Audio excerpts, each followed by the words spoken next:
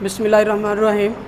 Second year physics chapter number 13 current electricity में आज का जो हमारा आर्टिकल है वो इफ़ेक्ट्स ऑफ करंट है।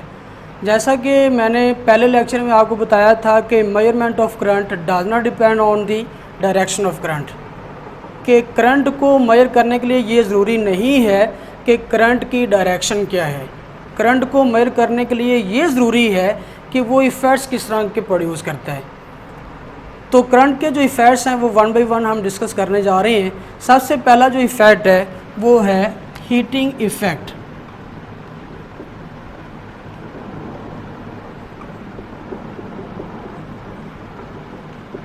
Number 2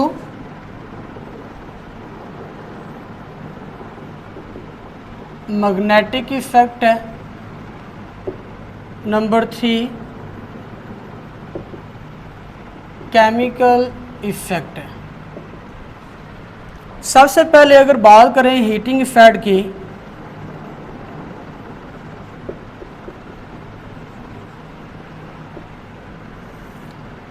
what is heating effect, कि करंट जब भी किसी कंडक्टर में से पास होता है तो हीट प्रोड्यूस करता है। कैसे? Let's say consider we have a conductor. आपके पास एक कंडक्टर है,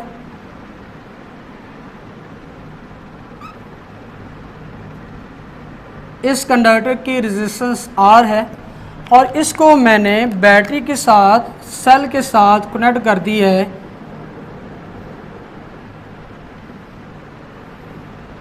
ऐसे, जिसका पोटेंशियल डिफरेंस V है, पॉजिटिव पोटेंशियल और ये नेगेटिव पोटेंशियल। चार्जेस क्या करते हैं, कंडक्टर में से पास होने के बाद जब नेगेटिव टर्मिनल पर पहुंचते हैं तो यहाँ पर कन्वर्जन होती है, non electrical energy electrical energy में कन्वर्ट होगी।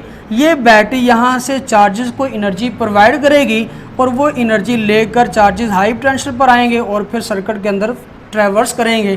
तो हम कहते हैं according to definition potential difference या potential is equal to electrical energy supplied by the battery to the charges. ये W यहाँ पर इलेक्ट्रिकल एनर्जी को ज़ाहिर कर रहा है, एनर्जी को इंडिकेट कर रहा है जो चार्जेस ने जो बैटरी ने चार्जेस को प्रोवाइड करनी है। मैं इसे यहाँ पर ले लेता हूँ, W is equal to Q into V। अब Q according to definition of current we know I is equal to Q over T है, तो Q is equal to I into T के बराबर होगा and V is equal to I R के बराबर होता है। सो मैं यहाँ पर लिख सकता हूँ W is equal to Q की जगह पर IT लगा दिया, I इंटू T, और V की जगह पर IR लगा दिया इंटू IR। तो ये हो गया I into I square R into T। ये जो एनर्जी अब यहाँ पर है जो बैटरी ने प्रोवाइड की थी चार्जेस को सर्किट में फ्लो करने की सर्किट में फ्लो करने के लिए, जब ये चार्जेस ये एनर्जी लेकर यहाँ पर पहुँचे तो रेजिस्टेंस R जो कि इसके एटम्स के साथ कोलिजन की वजह से थी, वहाँ पर ये लॉस हो जाएगी इन the form of heat energy, in the form of light energy. लेकिन हम बात कर रहे हैं हीट एनर्जी की, हीटिंग इफेक्ट की। तो यहाँ पर जो एनर्जी बैटरी ने प्रोवाइड की थी, इलेक्ट्रिकल एनर्जी प्रोवाइड की थी, वो इलेक्ट्रिकल एनर्जी जब कंडक्टर में से चार्ज लेकर गुजरे तो यहाँ पर रेजिस्टेंस की वजह से इन्होंने लॉस कर दी in the form of heat. तो this is the heat energy loss by the charges while passing through the conductor. तो इसको मैं कह रहा हूँ ये है I square R into T। Whenever current passes through conductor of resistance R for time t या during time t, heat is produced या heat energy is lost across the conductor। यहाँ से कंडक्टर के क्रॉस हीट एनर्जी प्रोड्यूस होगी। इसको हम practically बहुत सारी जगहों पर इस्तेमाल करते हैं। इसके यूजेस क्या हैं? सबसे पहले अगर हम बात करें इलेक्ट्रिक हीटर्स की। तो इलेक्ट्रिक हीटर्स में क्या होता है, एक फिलामेंट होता है, जब हम उसको कनेक्ट करते हैं पावर सप्लाई के साथ तो करंट उसमें फ्लो करता है, वो हीट अप हो जाता है और वहाँ से हम हीट एनर्जी ऑब्टेन कर रहे होते हैं। इसी तरह से electric kettle,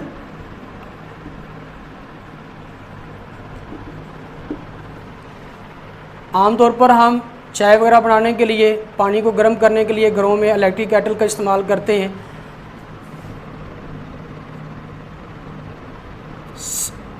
toaster, electric iron,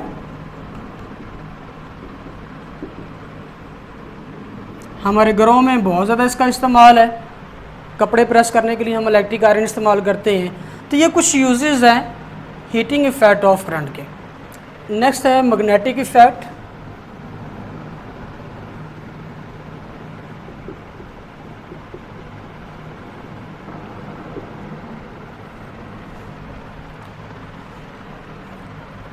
किसी भी स्टेट कंडक्टर में से अगर करंट पास हो रहा हो,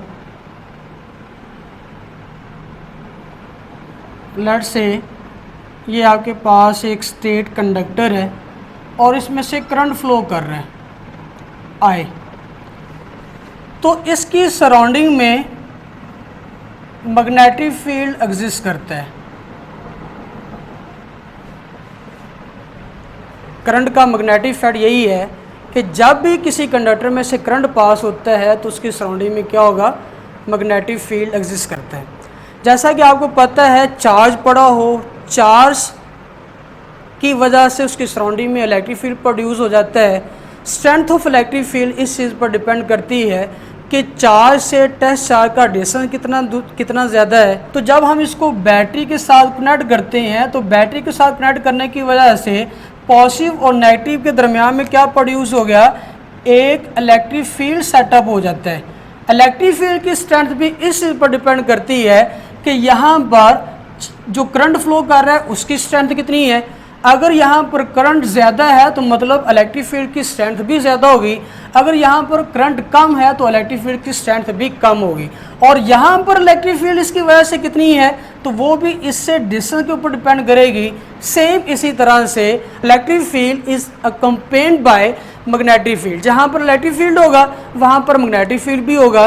तो strength of magnetic field also depends on the strength of current passing through the conductor. अगर करंट की स्ट्रेंथ ज़्यादा है उसकी वजह से इलेक्ट्रिक फील्ड ज़्यादा स्ट्रॉन्गर होगी तो मैग्नेटिक फील्ड भी ज़्यादा स्ट्रॉन्गर होगी। अगर ये पॉइंट कंडक्टर के पास है तो स्ट्रेंथ ऑफ इलेक्ट्रिक फील्ड भी ज़्यादा होगी और उसके ऊपर स्ट्रेंथ ऑफ मैग्नेटिक फील्ड भी ज़्यादा होगी। यहाँ पर मैं एक कंडक्टर कंसीडर कर रहा हूँ जहाँ पर ये उसका वो एंड है जहाँ पर करंट कंडक्टर के अंदर की तरफ जा रहा है, इनटू दी पेज के लिए ये इंडिकेट करते हैं, और ये टर्मिनल वो है जहाँ से करंट बाहर की तरफ आ रहा है। इनकी वजह से जो मैग्नेटिक फील्ड एग्जिस्ट कर रही होगी वो कुछ इस तरह से होगी।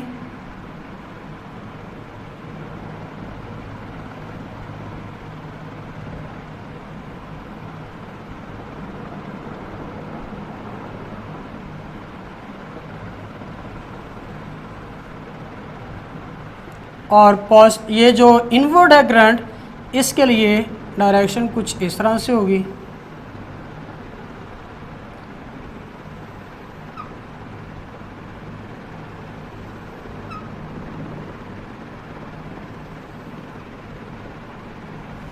ये हम नेक्स्ट देखेंगे कि करंट की डायरेक्शन, ये करंट की वजह से जो मैग्नेटिक फील्ड है इसकी डायरेक्शन क्यों इंडिकेट की हुई है इस तरह से। वैसे आपको बता देता हूँ, फिर हम नेक्स्ट भी हम स्टडी कर लेंगे। जब इनवर्ड डायरेक्शन में है तो थंब इनसाइड और curl of the finger in the direction of magnetic field है जो कि क्लॉकवाइज डायरेक्शन बनती है, और करंट आउटवर्ड थंब आउटवर्ड, ये डायरेक्शन एंटी क्लॉकवाइज बनती है। तो मैं यहाँ पर एंटी क्लॉकवाइज इस साइड पर और इस साइड पर मैग्नेटिक फील्ड एक दूसरे के इफेक्ट को कैंसिल कर रही होगी। बिटवीन द कंडक्टर जो है वो क्या हो रहा होगा, मैग्नेटिक फील्ड स्ट्रांग होगी। जब भी किसी कंडक्टर में से करंट फ्लो करता है तो उसकी सराउंडिंग में मैग्नेटिक फील्ड प्रोड्यूस होता है। Direction of magnetic field depends on the direction of current. Strength of magnetic field depends on the strength of current. Strength ज़्यादा होगी करंट की, अगर current flowing through the conductor ज़्यादा strong होगा तो उसकी वजह से प्रोड्यूस होने वाली मैग्नेटिक फील्ड भी ज़्यादा स्ट्रॉन्ग होगी। And strength of magnetic field also depends on the distance from the conductor से आपका डिस्टेंस कितना है। जितने भी इसको हम करंट के मैग्नेटिक इफेक्ट को यूज़ कहाँ पर कर सकते हैं, इसके यूजेस जो हैं वो कुछ ऐसे हैं। Uses of magnetic effect of current क्या है, कहाँ पर हम इनको यूज़ कर सकते हैं। Detection and measurement of current, अगर आपको करंट को डिटेक्ट करना है या मेजर करना है तो उसके लिए हम करंट का मैग्नेटिक इफेक्ट यूज़ कर सकते हैं। और वो तमाम डिवाइसेस जिनमें मोटर लगी हुई होती है, इलेक्ट्रिक मोटर लगी होती है जो बॉडी को रोटेट करवा रही होती है, उन सब में करंट का मैग्नेटिक इफेक्ट यूज़ किया जा रहा होता है। हमारे आम लाइफ में जो करंट का मैग्नेटिक इफेक्ट हम एक्सपीरियंस करते हैं, हमारे सीलिंग फैंस हैं, एग्जॉस्ट फ़ैन है या पेडिस्टल फ़ैन है, इसके अलावा जो आपके घरों में यूज़ होती हैं, जूसर मशीन है, वॉशिंग मशीन है, ड्रायर है, हमारे घरों में इलेक्ट्रिक मोटर हमने लगाई होती है पानी को ड्रिल आउट करने के लिए, जिसमें भी मोटर का इस्तेमाल हो, जो चीज़ों को रोटेट करवा रही हो, वहाँ पर करंट का मैग्नेटिक इफेक्ट यूज़ किया जा रहा होता है। केमिकल इफ़ेक्ट, हमारे पास कुछ ऐसे केमिकल्स हैं, कुछ ऐसे लिक्विड्स हैं जो इलेक्ट्रिकली कंडक्टर होते हैं, जिनमें से करंट आसानी से पास हो सकता है। Such liquids through current can easily pass are known as electrolyte, उनको हम इलेक्ट्रोलाइट कहते हैं। इलेक्ट्रोलाइट में एक केमिकल प्रोसेस होता है जिसको हम इलेक्ट्रोलाइसिस कहते हैं, जिसकी वजह से वो इलेक्ट्रोलाइट अपने आयंस में तहलील हो जाता है, रिजॉल्व हो जाता है। Let we have a vessel,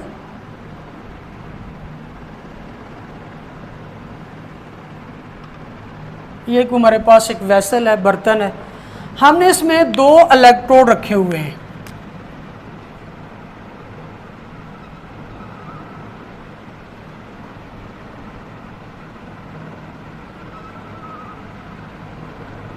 These electrode can be in the form of wire, in the form of metal plates, ये वायर्स भी हो सकती हैं, मेटल प्लेट्स भी हो सकती हैं। हम क्या करते हैं, इसको फिल कर देते हैं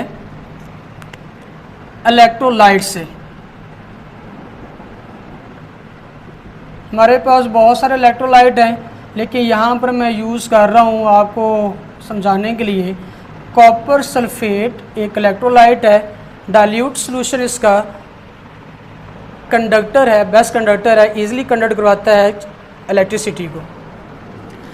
अब हम क्या करते हैं, इसको बैटरी के पॉजिटिव टर्मिनल के साथ कनेक्ट कर देते हैं, और ये जो दूसरा इलेक्ट्रोड है इसको बैटरी के नेगेटिव टर्मिनल के साथ कनेक्ट कर देते हैं। हमें पता है, हमने केमिस्ट्री में पढ़ा है कि ऐसा इलेक्ट्रोड जो बैटरी के पॉजिटिव टर्मिनल के साथ कनेक्ट हो जाए उसको हम एनोड कहते हैं, और वो इलेक्ट्रोड जो बैटरी के नेगेटिव टर्मिनल के साथ कनेक्ट हो जाए उसको हम कैथोड कहते हैं। अब क्या होगा कि जब हमने इसे बैटरी के साथ कनेक्ट किया तो इस केमिकल, ये जो आपके पास इलेक्ट्रोलाइट है, इस पर केमिकल रिएक्शन होगा जिसको हम इलेक्ट्रोलाइसिस कहते हैं, और उसके रिजल्ट में क्या होगा, copper sulphate will be dissolved into copper ion and sulphate ion. हमारे पास यहाँ पर कॉपर आयन बन जाएगा और सल्फेट आयन जो है वो बन जाएगा। अब इस सॉल्यूशन में हमारे पास कॉपर आयन भी मौजूद है और सल्फेट आयन भी मौजूद है, और ये एनोड है और ये कैथोड है।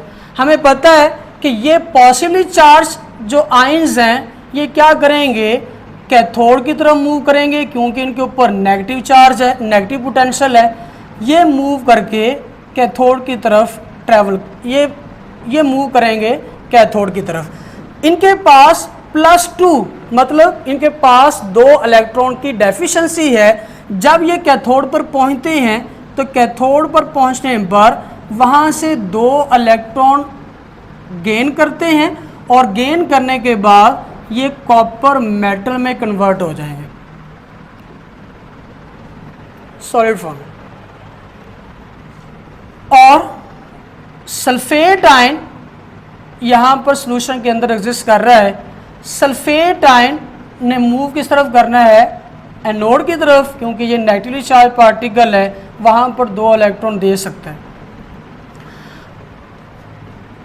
जब कॉपर आयन कैथोड के साथ मिला और वहाँ पर जाके कॉपर में कन्वर्ट हो गया है, मेटल में कन्वर्ट हो गया है, सॉलिड फॉर्म में कन्वर्ट हो गया है, तो अब क्या होगा, कंसंट्रेशन ऑफ द इलेक्ट्रोलाइट वो डिक्रीज होना शुरू हो जाएगी, क्योंकि यहाँ से कॉपर आयन तो जा रहा है कैथोड पर। तो हम यहाँ पर ऐसा इलेक्ट्रोड यूज़ करते हैं जो कॉपर का ही बना हो, जिससे क्या होगा कि ये डिज़ोल्व होना शुरू हो जाएगा, यहाँ से इलेक्ट्रॉन निकलना शुरू होंगे, डिज़ोल्व होगा, यहाँ से ये इलेक्ट्रॉन के निकलने की वजह से कॉपर आयन में कन्वर्ट होना शुरू हो जाएगा, और यहाँ जितनी कंसंट्रेशन डिक्रीज हुई थी वो दोबारा से सॉल्यूशन को मिल गई, सल्फेट आयन को मिल गई, और उसकी वजह से क्या हुआ, वो दोबारा से कॉपर सल्फेट बन जाएगा, और इसके अंदर कॉपर सल्फेट की कंसंट्रेशन कांस्टेंट रहेगी। आस्ता आस्ता से क्या होगा, ये सारा इलेक्ट्रोड जो है वो डिज़ोल्व हो जाएगा इन द इलेक्ट्रोलाइट, ताकि उसकी कंसंट्रेशन कांस्टेंट रह सके। और यहाँ पर जो इसके अंदर इलेक्ट्रोलाइट का जो कॉपर आयन था वो कहाँ पर डिपॉजिट होना शुरू हो गया, वो डिपॉजिट होना शुरू हो गया यहाँ पर, जो कि कैथोड था उसके ऊपर डिपॉजिट होना शुरू हो गया। अगर हम कुछ ऐसी अरेंजमेंट कर लें कि ये मेरे पास जो इलेक्ट्रोड है ये बहुत चीपर मेटल का बना हुआ हो, और ये जो इलेक्ट्रोड है ये किसी कॉस्टली मेटल का बना हो, एक्सपेंसिव मेटल का बना हो, और इसके दरमियान में इलेक्ट्रोलाइट भी कुछ सूटेबल इस्तेमाल कर लें इन इलेक्ट्रोड के लिहाज से, तो क्या होगा, लेट से मैं कहता हूँ कि मेरे पास ये वाला जो इलेक्ट्रोड है ये था सिल्वर का, और ये जो इलेक्ट्रोड है जिसको मैंने एनोड कहा हुआ था वो है गोल्ड का। तो क्या होगा, यहाँ पर इलेक्ट्रोलाइट ने क्या किया, यहाँ से आयंस को जो कि सिल्वर गोल्ड आयन होंगे उनको इसके ऊपर डिपॉजिट कराना शुरू कर देगा। अब ये सिल्वर की मेटल थी, इसके ऊपर जो डिपॉजिट हुई है लेयर वो किसकी है, गोल्ड की। तो ये जो प्रोसेस जिसमें आपने एक चीपर मेटल के ऊपर एक एक्सपेंसिव मेटल को डिपॉजिट करवा दिया है, इसको हम नाम देते हैं इलेक्ट्रोप्लेटिंग।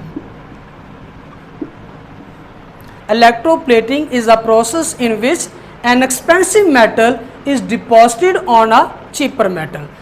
एक एक्सपेंसिव मेटल को चीपर मेटल के ऊपर डिपॉजिट करने के अमल को हम क्या कहते हैं, इलेक्ट्रोप्लेटिंग कहते हैं।